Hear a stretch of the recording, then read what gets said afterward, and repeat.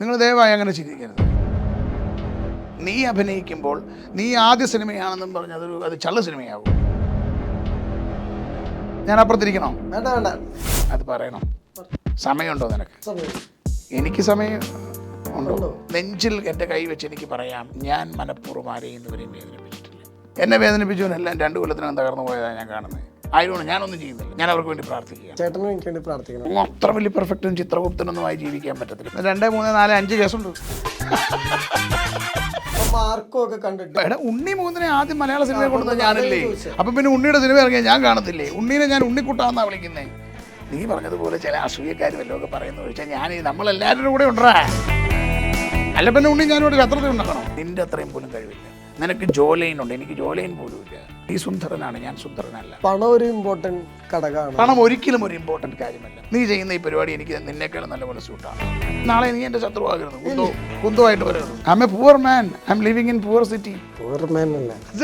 സത്യടായ പറഞ്ഞേ. സിനിമ എന്ന് പറയുമ്പോൾ കുറച്ചുകൂടെ ഷോ ഓഫ് കൈൻഡ് ഓഫ്. ഞാൻ തന്നെ ഷോ ഓഫ് ചെയ്യാം. സിനിമ വേണോ? നീ എന്നെക്കാളും ഷോ ഓഫ് ആയിട്ടായിരിക്കും. നിന്റെ കളർഫുൾ ഷർട്ട്. നീ സിനിമയിലായിട്ടാണോ? ഞാൻ എപ്പോഴും ഇങ്ങനെ. അപ്പൊ നീയാണ് ഷോ ഓഫ്. സിനിമയില്ലല്ലോ നിനക്ക്. 2 പേരുടെ നീതി പറഞ്ഞാൽ നിന്നെ പടത്തിൽ അഭിനയിപ്പിക്കും. അത് പറയാം. ബിലാലിന് പ്ലാൻ ഉണ്ടോ? അതൊക്കെ വൻപൻ സെറ്റപ്പിൽ വരും. രാജൻ സക്രിയയുടെ 2ാം വരവ് എങ്ങനെയായിരിക്കും? അതിഭീകരമായിരിക്കും. ഇതാരാ നിനക്കറിയോ? ജോബി ജോർജ് ആ കൂടെ കെട്ടിപ്പിടിക്കും. അപ്പൊ നമുക്ക് ഇവിടെ മാത്രമല്ലടാ പിടി അങ്ങോട്ടാ.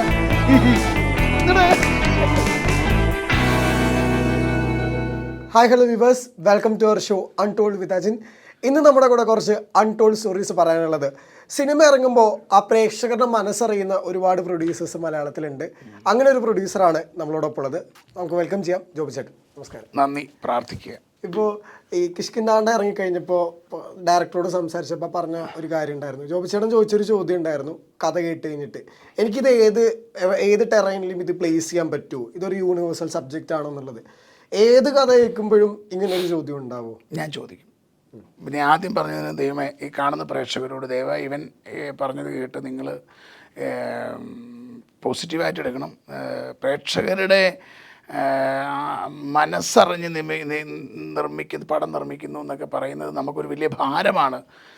കാരണം എന്താണെന്ന് വെച്ചാൽ ഏറ്റവും കൂടുതൽ എന്നെ ഇഷ്ടപ്പെടുന്നത് മലയാളി, എനിക്ക് എൻ്റെ വീട്ടിലില്ലാത്ത, ഞാൻ എല്ലാ ഫേസ്ബുക്കുകളും കമൻറ്റുകൾക്ക് മറുപടി കൊടുക്കുകയും എല്ലാത്തിനും മറുപടി കൊടുക്കുകയും ചെയ്യുന്നത് എനിക്കില്ലാത്ത സഹോദരന്മാരാണ് ഇവിടുത്തെ പ്രേക്ഷകരെന്ന് വിശ്വസിക്കുന്നതുകൊണ്ടാണ്.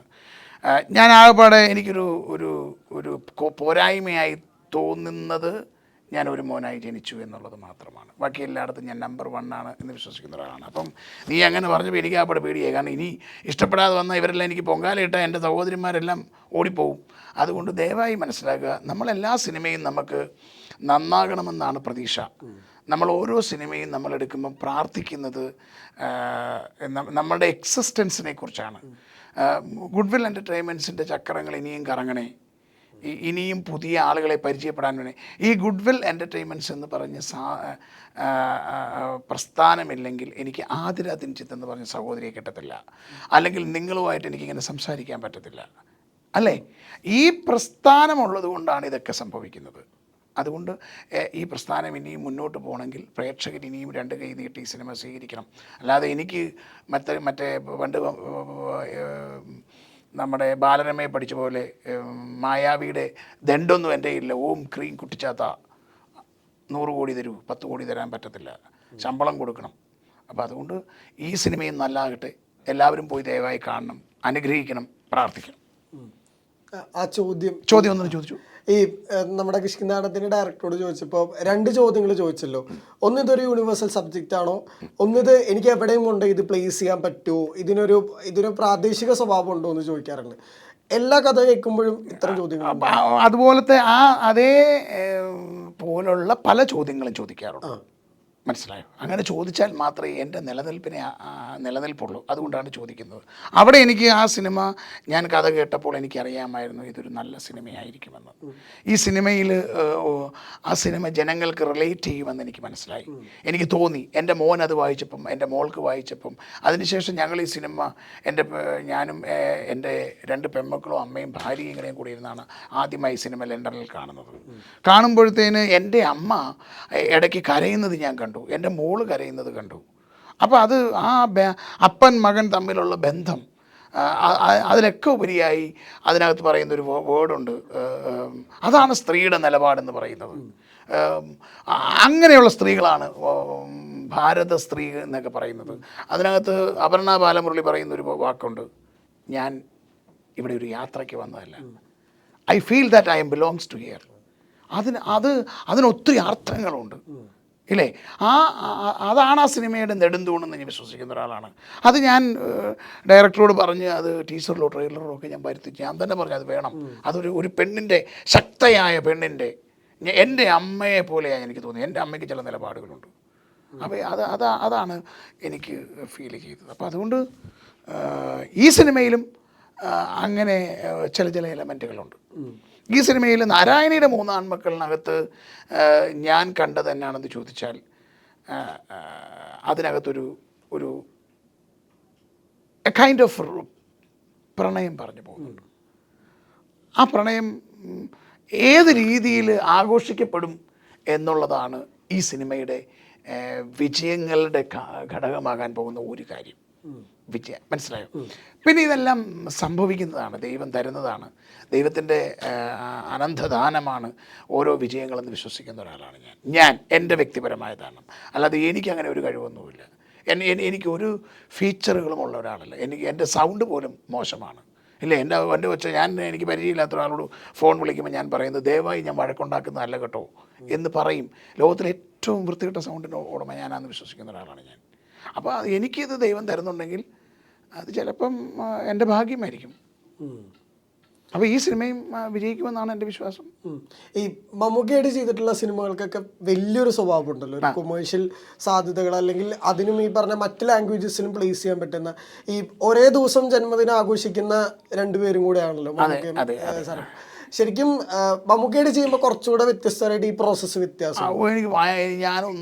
എനിക്ക് അതിനെക്കുറിച്ച് ടെൻഷൻ തോന്നാറില്ല. എന്നാന്ന് വെച്ചാൽ ഞങ്ങൾ കൂടുമ്പോഴൊക്കെ ഒരു പോസിറ്റീവ് എനർജി വരാറുണ്ട്. അത് ചിലപ്പോഴാണ്, അതും എൻ്റെ തോന്നലുകളാണ്. എനിക്കറിയാവുന്ന മമ്മൂക്ക ഞാൻ കണ്ട ഏറ്റവും നല്ല ആളുകളിൽ ഒരാളാണ്. എനിക്കറിയാവുന്ന മമ്മൂക്ക, ഞങ്ങളങ്ങനെ എപ്പോഴും സംസാരിക്കുന്ന ആളൊന്നുമല്ല, പക്ഷേ എനിക്കറിയാവുന്ന അദ്ദേഹം വളരെ നല്ല മനുഷ്യനാണ്. എന്ന് പറയുന്ന പോലെ എന്നെ ശരിക്കും അടുത്തറിയാവുന്ന ആളുകൾ പറയുന്നത് ഞാനൊരു പ്രശ്നകാരിയല്ലെന്നാണ്. എന്നെ അടുത്തറിയാൻ പറ്റാത്തവരോ അവനെന്തോ ഒരു പ്രശ്നമുണ്ടെന്ന് പറയും. അത് ഓരോ രീതികളല്ലേ. അപ്പോൾ അതുകൊണ്ടൊക്കെ ആയിരിക്കും ചിലപ്പം ഞങ്ങൾ ചെയ്ത സിനിമകളെല്ലാം വിജയിച്ചതിൻ്റെ കാര്യം. വമ്പൻ വിജയങ്ങളാണ് എനിക്ക് തന്നിരിക്കുന്നത്. എനിക്കിപ്പോഴും അതിൽ പല ക്യാരക്ടറുകളും എനിക്ക് എൻ്റെ അടുത്ത് നിൽക്കുന്ന ഒരാളെ പോലെ എനിക്ക് തോന്നിയിട്ടുള്ളൂ. മനസ്സിലായോ? അപ്പം ഞാൻ ചെയ്യാതിരുന്നൊരു സിനിമ, മമ്മൂക്കയുടെ ഒരു പടം ചെയ്യാനിരുന്നത്, മമ്മൂക്ക തന്നെ പറഞ്ഞത് വേണ്ട എന്ന് വെച്ചു. അത് ആ പോസിറ്റീവ് എനർജി ഉള്ളതുകൊണ്ടാണെന്നാണ് ഞാനിപ്പോഴും വിശ്വസിക്കുന്നത്. പക്ഷേ ആ പടം അത്ര വിജയിച്ചില്ല. ഞാൻ അത് എനിക്കിങ്ങനെ പറയിക്കാതിരിക്കാൻ ദൈവം ഒരുക്കമായിരുന്നു അതങ്ങനെ വേണ്ടെന്ന് വെച്ചത്. ഈ ഇത്രയും വിജയങ്ങൾ ഉണ്ടാക്കുമ്പോഴും ഈ ചുറ്റിനും ഇഷ്ടമല്ലാത്തവർ ഒരുപാട് പേര്, ആയിരക്കണക്കിന്. അത് നമ്മൾ അവരെ കുറ്റപ്പെടുത്തിയിട്ട് കാര്യമില്ലെന്നേ. ഇപ്പം ജോബി ജോർജ് പറയുന്ന ഒരു കാര്യം, സാർ ഞാൻ എൻ്റെ ഒത്തിരി എനിക്കറിയാവുന്ന ഒത്തിരി കാര്യങ്ങൾ എനിക്ക് പുറത്ത് പറയണമെന്ന് ആഗ്രഹമുണ്ട്. മനസ്സിലായോ? എൻ്റെ ജീവിതത്തിൽ നടന്നിട്ടുള്ള വളരെ വലിയ രസകരമായതും കോംപ്ലിക്കേഷനായതും അനുഭവിച്ചതുമായ പല കാര്യങ്ങളും എനിക്ക് before I leave this world പറഞ്ഞു പോകണമെന്ന് എനിക്ക് ആഗ്രഹമുണ്ട്. അങ്ങനെ ഒരു മൊമെൻറ്റിന് ഞാൻ അപ്പം അത് പറയാത്തത് എന്താണെന്ന് ചോദിച്ചാൽ, സീസറിൻ്റെ ഭാര്യയും സംശയത്തിന് അതീതയായിരിക്കണമെന്നൊരു ഒരു വിശ്വാസത്തിൽ ജീവിക്കുന്ന ഒരാളാണ് ഞാനെന്ന വ്യക്തിയെക്കുറിച്ച്. ഒരു കറയുമില്ലാത്തതെന്ന് എനിക്ക് തോന്നുന്ന സമയത്തായിരിക്കും ഞാനത് തുടങ്ങേണ്ടത്. മനസ്സിലായോ?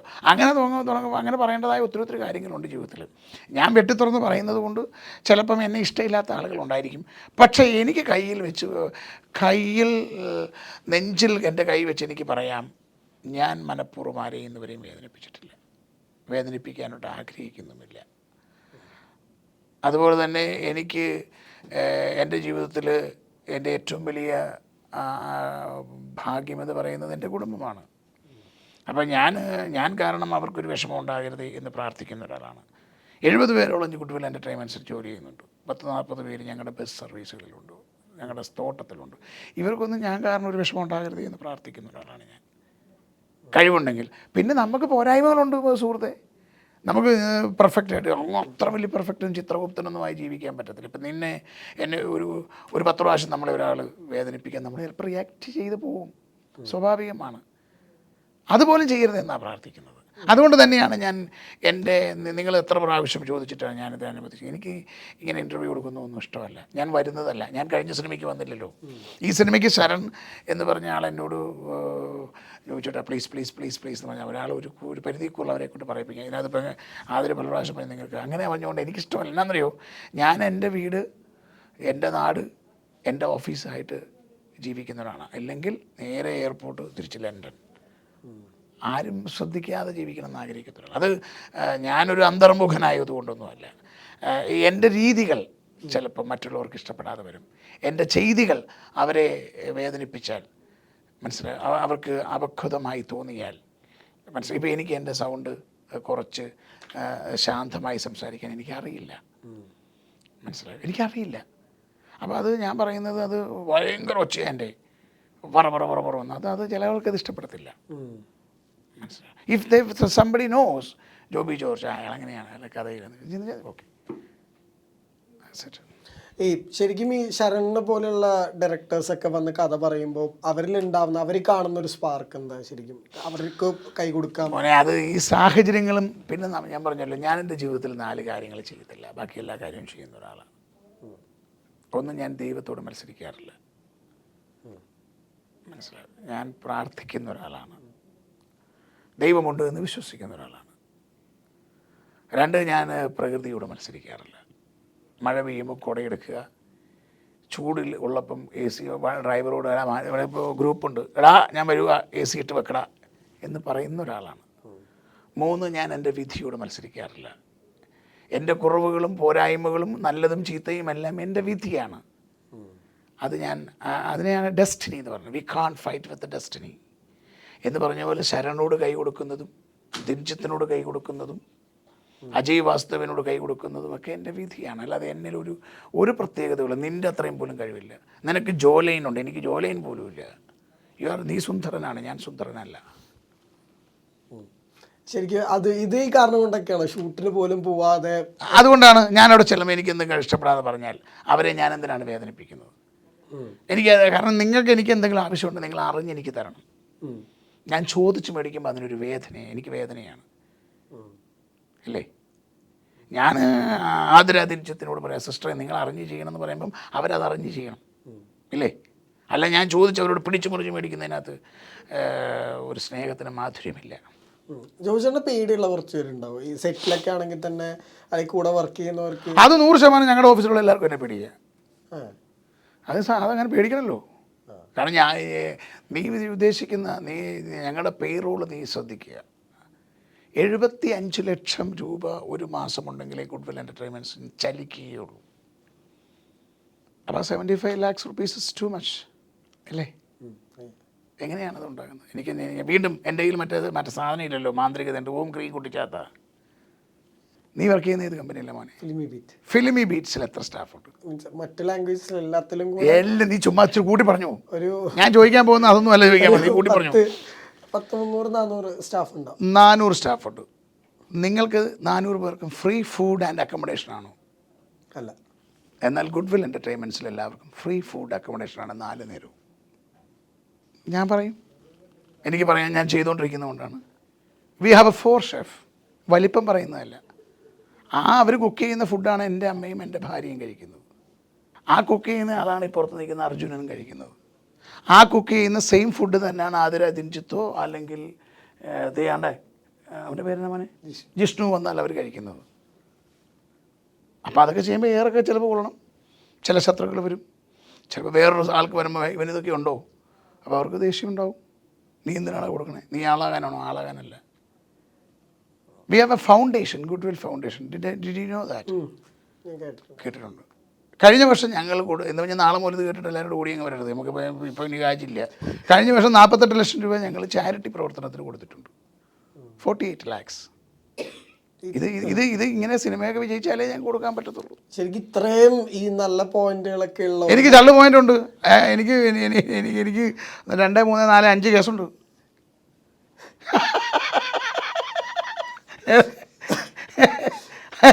അല്ല ഇത്രയും കാര്യങ്ങളൊക്കെ ചെയ്യുന്നതുകൊണ്ട് കുറച്ചുകൂടെ ശത്രുക്കളുടെ എണ്ണത്തിൽ ഇമ്പാക്ട് ഉണ്ടാവാനുള്ള സാധ്യത ഒരിക്കലും ഇമ്പാക്റ്റ് കുറയുകയാണ്. കാരണം വെച്ചാൽ ദൈവത്തിൻ്റെ കോടതിയിൽ ദൈവം ഉണർന്ന് പ്രതീക്ഷിച്ച് നിൽക്കുകയാണ്. ഭയങ്കര വലിയ സംഭവമായിട്ട് എന്നെ വേദനിപ്പിച്ചവനെല്ലാം 2 കൊല്ലത്തിനകം തകർന്നു പോയതാണ് ഞാൻ കാണുന്നത്. എന്നാന്ന് എനിക്കറിയത്തില്ല. എന്നെ കാര്യമില്ലാതെ വേദനിപ്പിച്ചവർ ആരും രക്ഷപ്പെട്ട് കാണുന്നില്ല. എന്നാന്ന് എനിക്കറിയത്തില്ല. സം റീസൺ ആയതുകൊണ്ട് ഞാനൊന്നും ചെയ്യുന്നില്ല. ഞാൻ അവർക്ക് വേണ്ടി പ്രാർത്ഥിക്കുകയാണ്. എനിക്ക് അവരുമായിട്ട് യുദ്ധം ചെയ്യാനുള്ള ആരോഗ്യം പോലുമില്ല.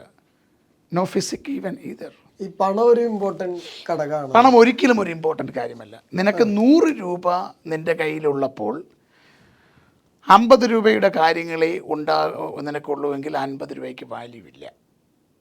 നീ പണത്തിൻ്റെ പുറകെ ഓടിയാൽ പണം ഓടിപ്പോയിക്കൊണ്ടിരിക്കും. നീ എവിടെയെങ്കിലും മനസ്സമാധാനത്തോടെ ഇരിക്കുകയെങ്കിൽ പണം നിന്നെ തേടി വരും.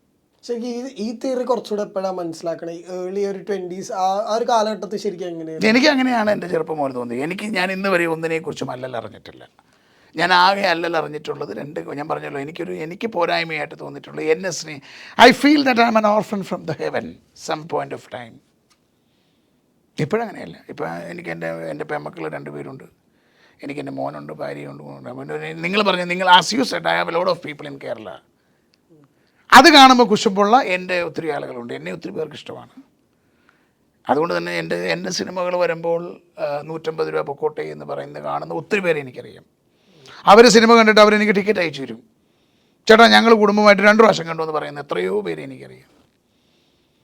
അതാരും പറഞ്ഞിട്ടല്ലോ, ദൈവത്തിൻ്റെ ഇടപെടലല്ലേ. ഈ ഗുഡ്വില്ലിന്റെ യൂട്യൂബ് ചാനലിൽ ഒരുപാട് സിനിമകൾ ഡയറക്റ്റ് റിലീസ് ചെയ്യാറുണ്ട്. അതൊക്കെ വലിയ രീതിയിൽ ആളുകൾക്ക് ഇഷ്ടപ്പെടുന്ന കൈൻഡ് ഓഫ് സിനിമകളുണ്ട്. ഇപ്പം സന്തോഷം പോലുള്ള സിനിമകളൊക്കെ അതിൻ്റെ ഒരു ഭാഗമായിരുന്നു. അതിൻ്റെ ഒരു OTT സാധ്യതകളെ കുറിച്ച് ഈ സൈഡിൽ ചിന്തിക്കാവുന്ന അങ്ങനെയല്ല. നമ്മൾ ഇമോഷണലി കണക്റ്റഡ് ആണ് പല സാഹചര്യങ്ങളിലും പല രീതികളിലും. ഇപ്പം സന്തോഷം, നിങ്ങൾ എന്നോട് ചോദിച്ചത്, സന്തോഷം എന്ന് പറഞ്ഞ സിനിമ എൻ്റെ ഒരു സുഹൃത്താണ് സംവിധാനം ചെയ്തത്. ആ സിനിമ ഡിസ്ട്രിബ്യൂട്ട് ചെയ്തത് ഞാനാണ്. ആ ഡിസ്ട്രിബ്യൂട്ട് ചെയ്യാൻ നേരത്ത് ഞാൻ അവന് പൈസ കൊടുത്ത് ഞാൻ പറഞ്ഞു, ഈ സമയത്ത് നീ ഡിസ്ട്രിബ്യൂട്ട് ചെയ്യരുത്, ഇത് കച്ചവടം നടത്തിയിട്ടേ നീ ചെയ്യാവൂ. അപ്പം പുള്ളി പറഞ്ഞു, അല്ല ഇത് പഴകിക്കൊണ്ടിരിക്കുകയാണ് ചെയ്യണമെന്ന് പറഞ്ഞ് അവൻ ചെയ്തു. അന്ന് അതിന് പൈസ കൊടുത്തത് ഞാനാണ്.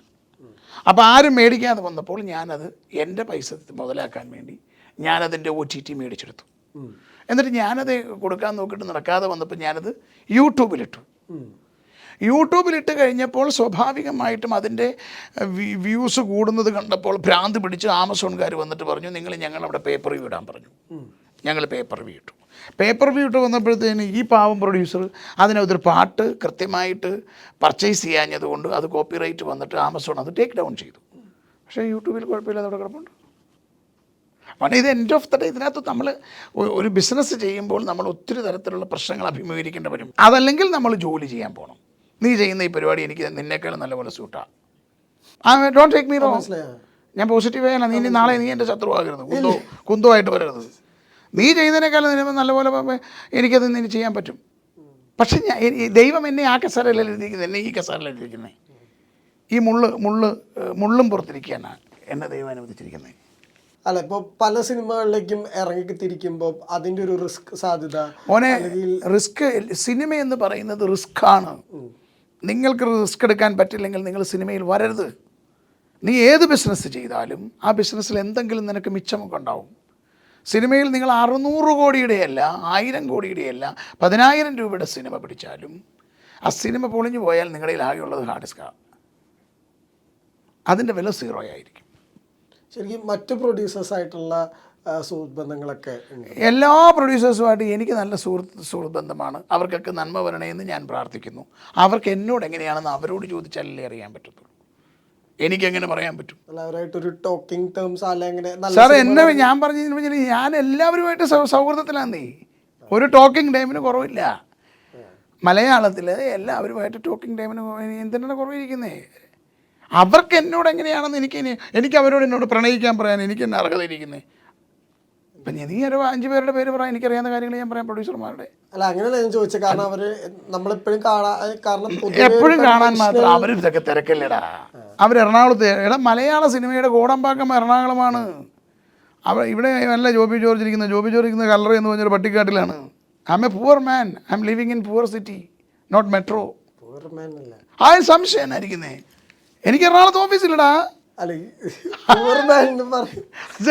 സത്യടായ പറയണേ. അല്ല എറണാകുളത്ത് ഓഫീസിന്റെ അല്ല പൂർമാൻ, ഐ മീൻസ് ആ ഒരു. ഞാനൊരു സാധാരണക്കാരൻ മനുഷ്യനാണ്. രാവിലെ ഏറ്റ് ക്ലിങ് 5 മണിക്ക് പള്ളി വയ്ക്കുമ്പോൾ പള്ളിയിൽ പോവുകയും തിരിച്ചു വരികയും സാധാരണ ജീവിതം നയിക്കുന്ന ഒരാളാണ്. പക്ഷെ സിനിമ എന്ന് പറയുമ്പോൾ കുറച്ചുകൂടെ ഒരു ഗ്ലാമർ അല്ലെങ്കിൽ കുറച്ചുകൂടെ ഷോ ഓഫ് കൈൻഡ് ഓഫ് എനിക്ക് ഷോ ഓഫിന് എനിക്ക് വേറെ ഒന്നും, ഞാൻ ഇതിനെ ഷോ ഓഫ് ചെയ്യാം. സിനിമ വേണോ? നീ എന്നെക്കാളും ഷോ ഓഫ് ആയിട്ടായിരിക്കും നിന്റെ കളർഫുൾ ഷർട്ട്. നീ സിനിമയിലായിട്ടാണോ? എന്തായാലും നീ കണ്ടോ? അപ്പൊ നീയല്ലേ എന്നെക്കാളും ഷോ ഓഫില്. ഞാൻ വൈറ്റും ആയിട്ടിരിക്കുന്നത്. ആകെയുള്ള കളർ നീ മഞ്ഞയാ. നിന്റെ സാധനവും മഞ്ഞയാ. ഞാൻ എപ്പോഴും ഇങ്ങനെ. അപ്പൊ നീയാണ് ഷോ ഓഫ്.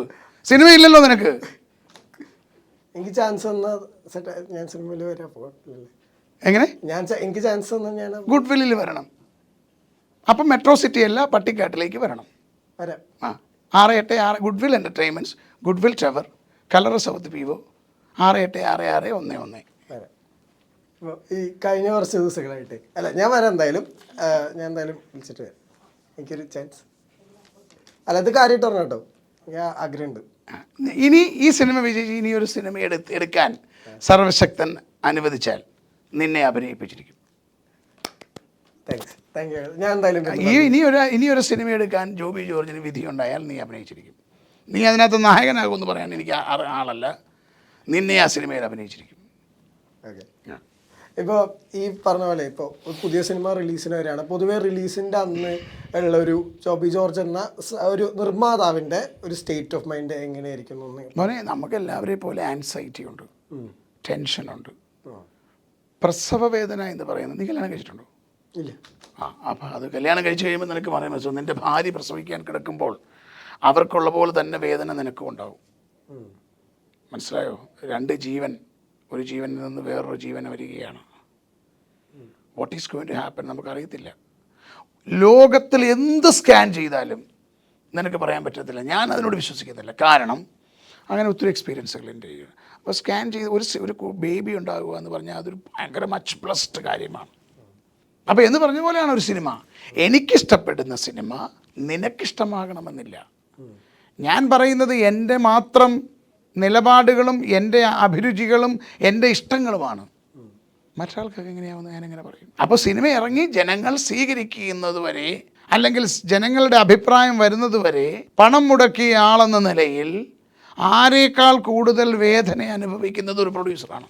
അല്ല അപ്പോൾ അവിടെ ഒരു ചെറിയൊരു സംശയമുണ്ട്. ഇപ്പോൾ ആൻമരി കലിപ്പിലാണ് പോലെയുള്ളൊരു സിനിമ, അത് താരതമ്യേന ആ സമയത്ത് ഏറ്റവും നമ്മൾ നോക്കുമ്പോൾ ഏറ്റവും ചെറിയ സിനിമകളായിട്ട് വന്ന സിനിമകളാണ്. അങ്ങനെ ചെറുതും വലുതുമായെന്ന സിനിമയൊന്നുമില്ല മോനെ. എല്ലാ സിനിമകളും 2 മണിക്കൂർ ദൈർഘ്യമുള്ള വലിയ സിനിമകളാണ്. നിങ്ങൾ ദയവായി അങ്ങനെ ചിന്തിക്കരുത്. എല്ലാ സിനിമയും ഓരോ സംവിധായകൻ്റെ അതിലഭിനയിച്ചവരുടെ പ്രതീക്ഷകളാണ്. 4 മണിക്കൂറുള്ള 2 മണിക്കൂറുള്ള ഒരു സിനിമയിൽ നീ അഭിനയിക്കുമ്പോൾ നീ ആദ്യ സിനിമയാണെന്നും പറഞ്ഞ് അത് ചള്ള സിനിമയാകുമോ? അല്ല അങ്ങനെയല്ല ഞാൻ പറഞ്ഞു. ഞാൻ ഉദ്ദേശിച്ചത് ഇപ്പം മമ്മൂക്ക സിനിമ പോലെ അല്ലെങ്കിൽ ആൻമരിയ കലിപ്പിനകത്ത് ദുൽഖർ സൽമാൻ ഉണ്ടായിരുന്നു. വൺ ഓഫ് ദ കിടിലൻ കക്ഷി. അല്ല അതിന്റെ ടെൻഷൻ ലെവലാണ് ഞാൻ ചോദിച്ചത്. ടെൻഷൻ ലെവൽ എല്ലാത്തിനും ഒരേ എടാ. ആദ്യ കൊച്ചുണ്ടാകുമ്പോഴും 2ാമത്തെ കൊച്ചുണ്ടാകും, 3ാമത്തെ കൊച്ചുണ്ടാകും. Tension level ഒന്നല്ലേടാ. ഞാൻ അപ്പുറത്തിരിക്കണോ? വേണ്ട. അല്ല ഞാൻ ചോദിച്ചു. അല്ല ഇപ്പോൾ ഈ കഴിഞ്ഞ ദിവസങ്ങളൊക്കെ ചേട്ടൻ്റെ ഒരു ഇൻസ്റ്റഗ്രാമിൽ ഒരു അപ്ഡേറ്റ് കണ്ടിരുന്നു കസബയുടെ. അപ്പോൾ അതിൻ്റെ വർക്കുകൾ നടക്കുന്നുണ്ടോ? എടാ മലയാള സിനിമയിൽ ഏറ്റവും കൂടുതൽ ആഘോഷിക്കപ്പെടുന്ന 2 ക്യാരക്ടറുകളാണ് മമ്മൂക്കയുടെ ഉള്ളത്. ഒന്ന് ബിലാൽ, 2 രാജൻ സക്കറിയ. ഈ 2 ക്യാരക്ടറുകൾ എപ്പോൾ വന്നാലും ബ്ലോക്ക് ബസ്റ്ററാണ്. ബിലാലിന് പ്ലാൻ ഉണ്ടോ? ബിലാലുണ്ടാ മമ്മൂക്കൊക്കെ ചെയ്യുന്നുണ്ടെന്ന് എൻ്റെ അറിവ്. അതൊക്കെ വൻപൻ സെറ്റപ്പിൽ വരും. അമൽ നീരദിനെ പോലൊക്കെ വലിയ വലിയ ആളുകൾ, വമ്പൻ ആളുകൾ നിൽക്കില്ല, വമ്പൻ സെറ്റ് ആളുകൾ. നമ്മൾ അത്താഴ പക്ഷിക്കാരുടെ വള്ളംകളിയല്ലേടാ, ചവിട്ടി താത്തരുത് എൻ്റെ പൊന്നെ, ജീവിച്ച് പോടാ. ഞാൻ രാവിലെ വീട്ടിൽ നിന്ന് ഇറങ്ങുമ്പോൾ അരി മേടിച്ചോണ്ട് വരാമെന്ന് പറഞ്ഞ് മേടിക്കൊണ്ട് വരാമെന്ന് പറഞ്ഞ് പോരും. അവിടെ വെള്ളം വെച്ചിരിക്കുക. അവിടെ ചെന്നിട്ട് വേണം അത് അതിനകത്തിട്ട് വേവിച്ച് കഴിക്കാൻ. ഇല്ലെങ്കിൽ ആ വെള്ളം വാങ്ങി കുളിക്കും. ഗ്യാസിന് വില കൂടുതല. രാജൻ സക്രിയയുടെ 2ാം വരവ് എങ്ങനെയായിരിക്കും? അതിഭീകരമായിരിക്കും. അതിനകത്ത് നിന്നെ അഭിനയിപ്പിക്കുകയല്ല. ഈ രാജൻ സക്രിയയുടെ കസബയുടെ കാര്യം പറയപ്പോഴേ, നാരായണയുടെ 3 ആൺമക്കൾ അത് നീ മറന്നു പോവാണ്. ഇല്ല ഇല്ല ഇല്ല. നാരായണിയുടെ 3 ആൺമക്കൾ നീ സിനിമ കാണണം. ഞാൻ സിനിമ കാണും, ഞാൻ എല്ലാ സിനിമ കാണാറുണ്ട്. നാരായണിയുടെ 3 ആൺമക്കൾ കാണണം. നീ കുടുംബമായിട്ട് പോകണം. എന്നിട്ട് അതിൻ്റെ ഒരു സെൽഫി അയച്ച് ആ പെങ്ങൾക്ക് കൊടുക്കണം. അതില്ലെങ്കിൽ നിന്നെ അടുത്ത സിനിമയിൽ അഭിനയിപ്പിക്കുകയില്ല. തരാം അത് തന്നിരിക്കും. ഞാൻ കാണാറുണ്ട്, എല്ലാ സിനിമയും കാണാറുണ്ട്.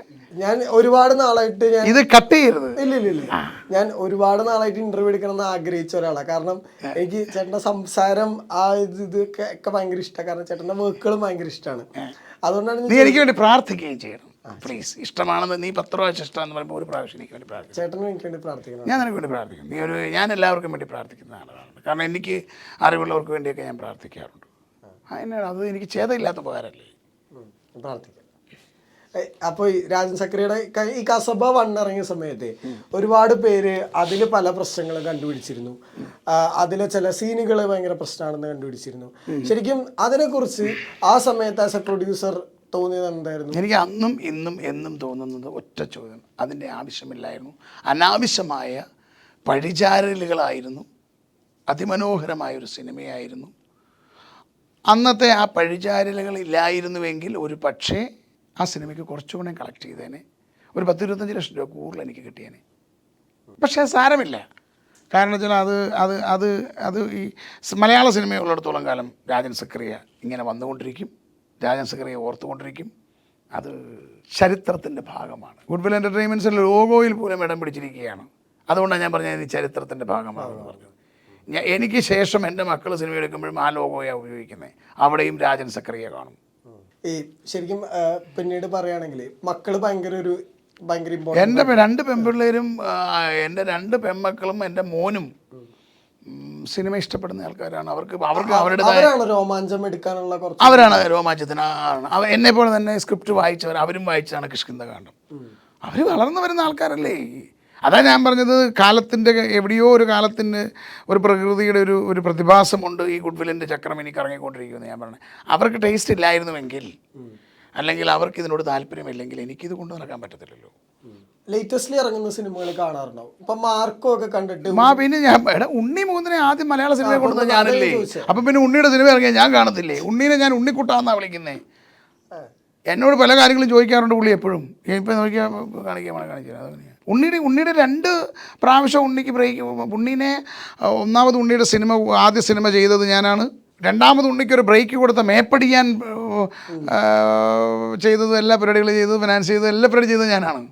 അപ്പം ഞാനുണ്ട് അവിടെ. എടാ ഈ നീ പറഞ്ഞതുപോലെ ചില അസൂയക്കാർ വല്ലതൊക്കെ പറയുന്നത് ചോദിച്ചാൽ ഞാൻ നമ്മളെല്ലാവരുടെ കൂടെ ഉണ്ടാ. അവർ പറയട്ടെ. അല്ലത് പെണ്ണ് ചെയ്യാൻ പറ്റും നമുക്ക്. എങ്ങനെയാണ് മലയാള സിനിമയുടെ ട്രാൻസ്ഫോർമേ ഇത് ഈസി ഇൻ്റർവ്യൂ വരുമ്പോഴും ഒരു 10,000 പേര് എന്നെ തെറി പറയും. അപ്പം നിന്റെ ഉത്തരവാദിത്തം തരാം. തെറി പറയുന്നവരെ നീ തിരിച്ച് തെറി പറയുക. ആ ചേട്ടൻ എന്തിനാണ് തെറി പറയണം? നിനക്ക് സ്നേഹം ഉണ്ടെങ്കിൽ അതാണ് നീ ചെയ്യേണ്ടത്. നീ എടുക്കണമെങ്കിൽ തെളിയിക്കേണ്ട അവിടെയാണ്. വിജയുടെ ഒക്കെ ഒരു സ്പീച്ച് ഉണ്ടല്ലോ, എല്ലാവർക്കും നമ്മൾ ഇഷ്ടപ്പെട്ടു പോയി കഴിഞ്ഞാൽ ജീവിതത്തിൽ മുന്നോട്ട് പോകുന്നൊരു രസമല്ലേ. അങ്ങനെയാണ്. എല്ലാവരും ഇഷ്ടപ്പെടുവാണെങ്കിൽ നമുക്ക് കുറച്ചുകൂടെ സന്തോഷമല്ല, ശാന്തമായിട്ട് ഉറങ്ങാമല്ലോ. ഇതെനിക്ക് ഒരുത്തം തെറി പറഞ്ഞാൽ ഇവനാരടാന്ന് അന്വേഷിച്ച് പോകണ്ടേ. അപ്പോൾ സമാധാനം പോയില്ലേ. വിജയ് ഇത് കാണുന്നില്ല. എന്നാന്നറിയോ, വിജയ് ഇത് നീ ദയവായിട്ട് ശ്രദ്ധിക്കണം. സാധാരണക്കാരനായ ഒരു വ്യക്തിയും വിജയ് ഒരിക്കലും ഇന്ത്യൻ നരേന്ദ്രമോദിയും ജോബി ജോർജുമായിട്ട് കമ്പയർ ചെയ്യരുത്. സഖാവ് പിണറായി വിജയനും ജോബി ജോർജുമായിട്ട് കമ്പയർ ചെയ്യരുത്. നീയും ഞാനുമായിട്ടേ കമ്പയർ ചെയ്യാൻ പറ്റത്തുള്ളൂ. മനസ്സിലായോ? നീ ഒരിക്കലും വിജയ് എന്നെയായിട്ട് കരുത്. വിജയ് എവിടെ കിടക്കണം, ഞാൻ എവിടെ കിടക്കണത്. ഞാൻ നിന്നോട് പറഞ്ഞു പട്ടിക്കാട്ടിലാണ് KLR കല്ലറ.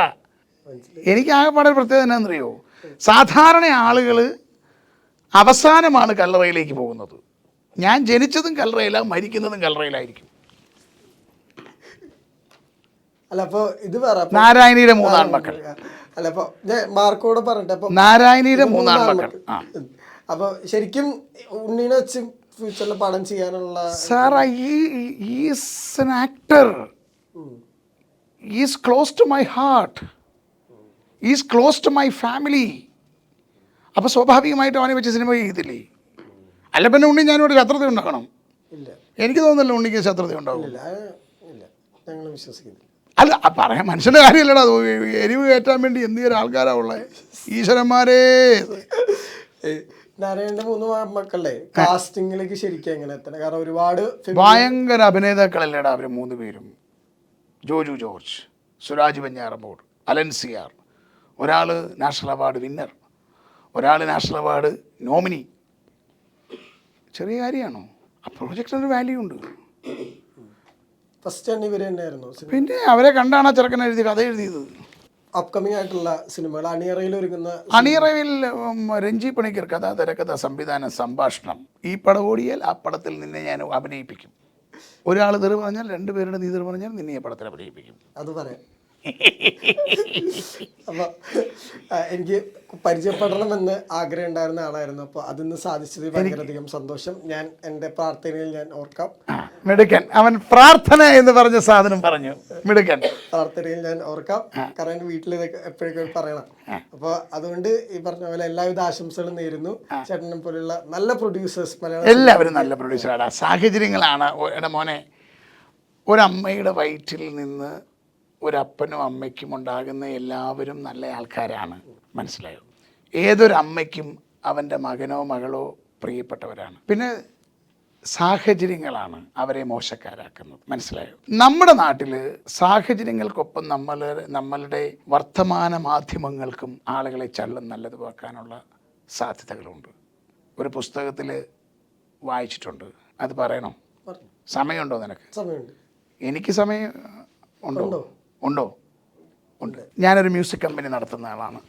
അതുകൊണ്ട് തന്നെ മ്യൂസിക് കമ്പനികൾ നടത്തുന്നവരുടെ ബയോപിക്കുകളും കാര്യങ്ങളും ഞാൻ അന്വേഷിച്ച് പോകാറുണ്ട്. ഇംഗ്ലണ്ടിൽ ജീവിക്കുന്ന ഒരാളാണ് ഞാൻ.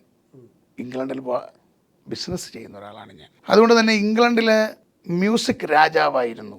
റെക്കോർഡ്സ്, മറ്റേ CD വിറ്റുകൊണ്ടിരുന്ന ആളാണ് വെർജിൻ മീഡിയ. കേട്ടിട്ടുണ്ടോ നീ? Virgin Media. വെർജിൻ മൊബൈൽസ് ഉണ്ട്, വെർജിൻ ബാങ്ക് ഉണ്ട്, വെർജിൻ ക്രെഡിറ്റ് കാർഡ് ഉണ്ട്. അതെ. അതിൻ്റെ ഓണറുടെ പേരറിയോ? Richard Branson. Indian Richard Branson ഉണ്ടായിരുന്നു. അതാരാന്നറിയോ? ഇതാണ് ഞാൻ പറഞ്ഞത്. ന്യൂജന്മാർക്ക് നമുക്ക് ആകെ ഗോസിപ്പ് പറയാനും ഫേസ്ബുക്കിൽ എഴുതാനും മറ്റുള്ളവരുടെ കുറ്റം കണ്ടുപിടിക്കാനേ പറ്റത്തുള്ളൂ. ഇന്ത്യൻ റിച്ചാർഡ് ബ്രാൻസനെ പോലെ നടന്നയാളാണ് വിജയ് മല്യ. അദ്ദേഹം എന്തോ കാരണത്താൽ അദ്ദേഹം ഇവിടുന്ന് ഓടി ഇംഗ്ലണ്ടിലാണ് താമസിക്കുന്നത്. ഞാൻ അദ്ദേഹത്തെ കുറ്റമൊന്നും പറയത്തില്ല. അദ്ദേഹത്തിൻ്റെ സാഹചര്യമാണ് അങ്ങനെയാക്കിയത്. അപ്പം റിച്ചാർഡ് ബ്രാൻസൺ CD റെക്കോർഡ്സുകൾ വിറ്റ് ഭയങ്കര പൈസ ഉണ്ടാക്കി ഇംഗ്ലണ്ടിൽ അടിപൊളിയായിട്ട് നടക്കുന്ന സമയം റിച്ചാർഡ് ബ്രാൻസന് ഒരാഗ്രഹമുണ്ടായി. എൻ്റെ ഈ ബിസിനസ് ഒന്ന് വിപുലീകരിക്കണം. അങ്ങനെ അദ്ദേഹം ഓരോ തോട്ട് പ്രോസസ്സുകൾ നിൽക്കുമ്പോൾ അദ്ദേഹത്തിന് ഒരു പത്ര കട്ടിങ് കിട്ടുകയാണ്. ആ പത്രത്തിൽ എഴുതിയിരിക്കുകയാണ്, ബോയിങ് വിമാനങ്ങളെല്ലാം ഗൾഫ് യുദ്ധം കാരണം അവരാരും മേടിക്കുന്നില്ല.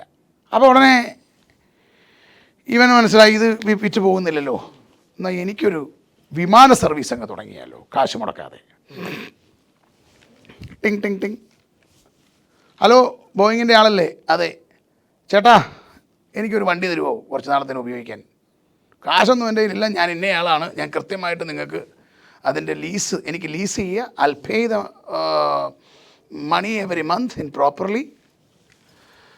അപ്പോൾ അതർ പേഴ്സൺ പറഞ്ഞു, വേണ്ട, നിങ്ങൾ ശരിയാകുന്ന പണിയല്ല, നിങ്ങൾ മ്യൂസിക് നടത്തിപ്പോൾ ചെയ്താൽ മതി, ഇത് നിങ്ങൾക്ക്. പിന്നെയും ഇയാൾ നിരന്തരം ശല്യപ്പെടുത്തി അവർ ഇയാൾക്കൊരു വിമാനം കൊടുക്കാമെന്ന് തീരുമാനിച്ചു. അങ്ങനെ അദ്ദേഹത്തിൻ്റെ സ്വപ്ന പദ്ധതിയായ വെർജിൻ അറ്റ്ലാന്റിക് എന്ന വിമാന സർവീസ് ഉദയം ചെയ്യുകയാണ്. ഗൂഗിൾ ചെയ്ത് നോക്കിക്കോളൂ, വെർജിൻ അറ്റ്ലാന്റിക് എന്ന് പറഞ്ഞ ഒരു എയർലൈൻസ് കമ്പനിയുണ്ട്. വെർജിൻ അറ്റ്ലാന്റിക് ചെയ്തപ്പോൾ പുള്ളി ആദ്യം എന്ത് ചെയ്യുമെന്ന് ചോദിച്ചാൽ ഒരു ഫ്രീ സർവീസ് നടത്താൻ തീരുമാനിച്ചു എല്ലാവരെയും. അങ്ങനെ ഇംഗ്ലണ്ടിലെ പ്രധാനപ്പെട്ട പത്രസ്ഥാപനത്തിൻ്റെ ഉടമകളെയും മാധ്യമപ്രവർത്തകരെയും എല്ലാവരെയും വിളിച്ച് അദ്ദേഹം, ലണ്ടൻ മേയർ, ന്യൂകാസലിലെ അന്നത്തെ ഫുട്ബോൾ ഇതിഹാസമായിരുന്ന Alan Shearer was that flight. Alan Shearer ന്യൂകാസലിൽ, ഞാൻ അവിടെയായിരുന്നു ജീവിക്കുന്നത്, അതുകൊണ്ടാണ് എനിക്ക് അദ്ദേഹത്തെ അറിയാൻ. Emirates Airlines first Newcastle to Dubai എന്നൊക്കെ അലൻ ഷിറർ ഞാനും യാത്ര ചെയ്തതാണ് ഫസ്റ്റ് ഫ്ലൈറ്റിൽ. അപ്പോൾ അപ്പോൾ അല്ല, നീ ഇപ്പോൾ പറഞ്ഞാൽ അതിനിപ്പം തള്ളു വേണ്ട, തള്ളെന്ന് പറഞ്ഞാൽ ഇനിയിപ്പോൾ ഇവിടെ ഫോട്ടോ ഒന്നും തരത്തില്ല, നിന്നെ ഞാൻ വേറെ സാധനം വേണം കാണിക്കാം, യേശുവേ സ്തോത്രം. അപ്പോൾ അങ്ങനെ ഇതാരാന്ന് നിനക്കറിയോ? ഇതാണ് പോപ്പ് ഗായിക വിക്ടോറിയ ബെക്കാം. ജോബി ജോർജ് ആ കൂടെ കെട്ടിപ്പിടിച്ച് നിൽക്കുന്നത്. അതിൻ്റെ അപ്പുറത്ത് നിൽക്കുന്നത് ഡേവിഡ് ബെക്കാം. ഇതാണ് വിക്ടോറിയ ബെക്കാം. ഓക്കെ അപ്പോൾ നമുക്ക് ഇവിടെ മാത്രമല്ലടാ പിടി അങ്ങ് എവിടെ കൊണ്ടുവരാ അപ്പോൾ അപ്പോൾ അപ്പോൾ അപ്പോൾ അപ്പോൾ ഇന്നടെ അപ്പോൾ ഇങ്ങനെ നമ്മൾ ഇവർ എല്ലാവരെയും വിളിച്ച് ഫ്ലൈറ്റ് റൺവേയിലൂടെ ഓടിക്കൊണ്ടിരിക്കുമ്പോൾ ഈ ഫ്ലൈറ്റിന് തീ പിടിച്ചു. ഇതിൻ്റെ ചിറകിൽ തീയായി. ഉടനെ ഈ സാധനം നിർത്തി. റിച്ചാർഡ് ബ്രാൻസൺ അവിടെ ഇരുന്ന് ഉരുകി. തൻ്റെ സ്വപ്നമാണ്, ആദ്യ ഫ്ലൈറ്റാണ്, ഇനി എന്തു ചെയ്യും? ആകെപ്പെടെ അസ്വസ്ഥമായി. അപ്പം മിറർ എന്ന് പറഞ്ഞ ഫേമസ് പത്രത്തിൻ്റെ പത്രാധിപർ അവിടെ നിന്ന് പറഞ്ഞു, mister Branson, you don't need to worry, നിങ്ങളുടെ മാനസിക വിഷമം എന്താണെന്ന് ഞങ്ങൾക്കറിയാം. ഈ വാർത്ത നാളെ ഇംഗ്ലണ്ടിലെ ഒരു പത്രത്തിലും വരില്ല. ഇവിടെയാണേലുണ്ടല്ലോടാ കൊന്നു കൊല വിളിക്കും. ഈശോ മിശിഹായ്ക്ക് സ്തുതിയായിരിക്കട്ടെ.